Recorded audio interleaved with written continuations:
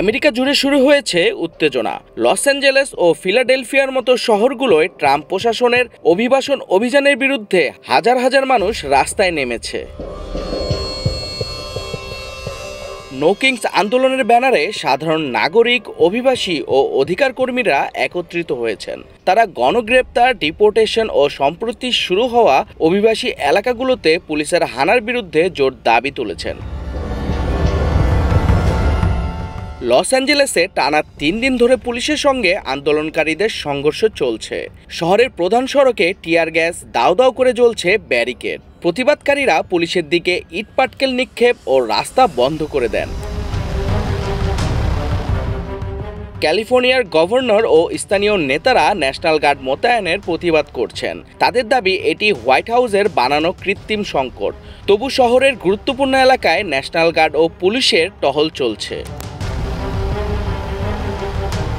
Police tear gas ও rubber bullet ছুড়েছে। অন্যদিকে প্রতিবাদকারীরা আতশবাজি, রাস্তায় বাঁশের ব্যারিকেড দিয়ে প্রতিরোধ গড়েছেন। শুধুমাত্র লস অ্যাঞ্জেলেসেই শুক্রবার থেকে গ্রেফতার হয়েছেন অন্তত 150 জন। একদিকে শহরের অন্য অংশে জীবন চলছে স্বাভাবিক, প্রাইড প্যারেড, কনসার্ট, চাকরি। অন্যদিকে শহরের কেন্দ্র এখন উত্তাল। ন্যায্য অধিকার আর বিচার চাইছে হাজারো মানুষ।